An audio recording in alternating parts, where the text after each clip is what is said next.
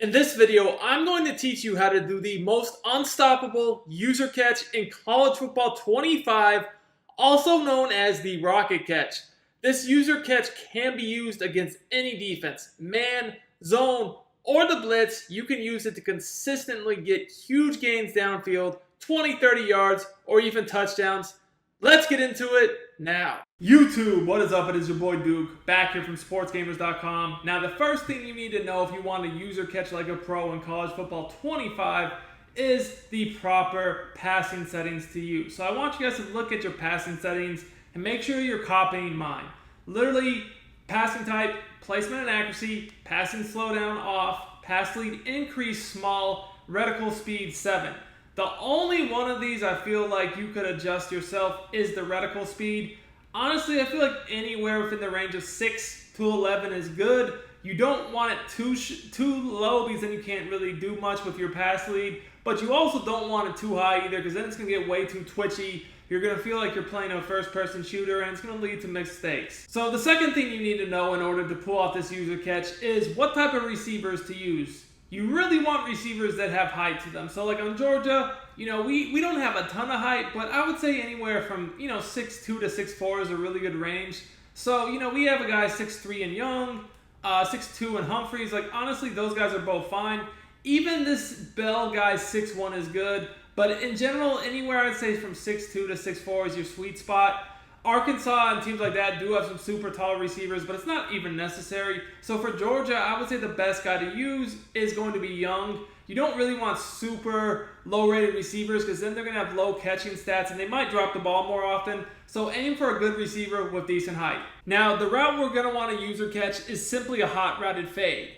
This allows us to do this trick from any playbook and really any formation, but I do recommend using shotgun because it's just easier to do. Now, you might see a play like All Go that already has fade routes, and you might think this could work, but it's honestly going to throw off your timing. So what you want to do is just literally hot route your outside receiver you want to do it to a fade route. So let's say we want to do it to the outside receiver on the left. We're simply going to hit the hot route button, which is going to be triangle Y to bring up the receiver's icon we want. In this case, that is square. And then a fade route is up on the left analog stick. Now, I'm going to show you guys several different examples of how to do this, so make sure you stay tuned throughout the whole video so you don't miss out on any important info you're going to need, because this is a very nuanced thing. You're going to need to know a lot of different stuff. I'm going to show you guys to be able to do this properly. So you can do this really against any defense, but I'd recommend doing it only against single coverage. Don't throw it if there's multiple defenders in the area because it's going to lead to more of a chance of it getting broken up or maybe even intercepted. So you could definitely put both outside receivers on fades so that way you have two options, and then just, whatever other route combo you want, go ahead and do that. So the first thing I'm going to do is I'm going to show you guys actually how to do it. Then I'm going to go into the replay and break down how to throw it, the pass lead, and then the technique you're going to need when you click back onto the receiver. Once I do that, I'm going to break down the most common mistakes people use that you're going to need to avoid to be able to pull this off. Now, guys, if you want more content like this, make sure you subscribe to the channel, drop me a like, comment on the video. I'm doing daily tips on here for college football 25 tips and gameplays. Let's get it. We're going to go ahead and snap the ball. The route combo really doesn't matter. We're going to look to throw this about 20 to 30 yards downfield, just like that. You guys can see the animation we got was really, really good. Now, let's break down exactly how to throw this because you got to look at a few things. So like I said, you're really looking about 20 to 30 yards downfield, but there's a key here, a very big key. First of all, you need to know the proper pass lead.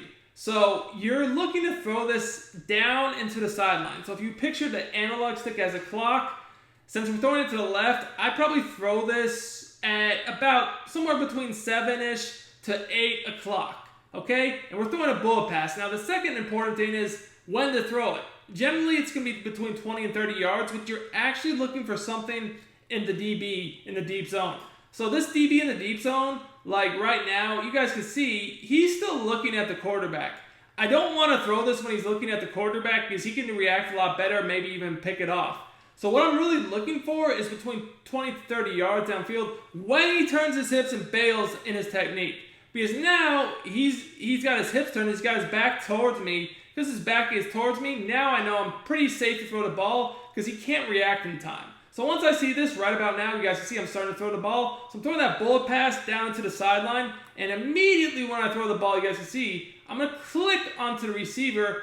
You see I do it right here, and I pull him inside. So I'm clicking onto the receiver and bringing him back, but to the inside. So like, based on bringing him, in this case, down into the right. I'm clicking on down into the right to turn him around. You guys see my receiver stops before the DB can even react. And I'm just holding down the aggressive catch button, which in this case I'd be triangle or Y. You guys see I stop, turn around, and I jump up in the air, and I'm able to get a really good animation that the DB just cannot do anything about. A lot of times you'll be able to get down, break this tackle, and score, but even if not, this is still a big game. Now, there's some common mistakes you need to be careful that you don't make when trying to do this. First of all, make sure you use the right pass lead, because if you just throw the pass straight down, you guys see that goes too much to the inside, and at that point, it's not a really good animation. Yes, I did catch the ball there, but that's just a lot easier to break up, because when you're just throwing it straight down instead of down into the outside, you bring it more to the inside, which allows the DB to have a better chance to break it up. The second is, don't throw the ball too soon. If you throw the ball too fast like that, you guys can see the DB has not completely got his hips turned. They might be able to pick it off. Put this all together for you one last time. We're going to make sure we use the proper pass lead and throw it at the proper time. So we're going to wait till the DB turns, throw it, click on, easy. Easy money, man. Those passes are money. Hope y'all enjoyed the video. Until next time, it's your boy Duke, and I'm out of here.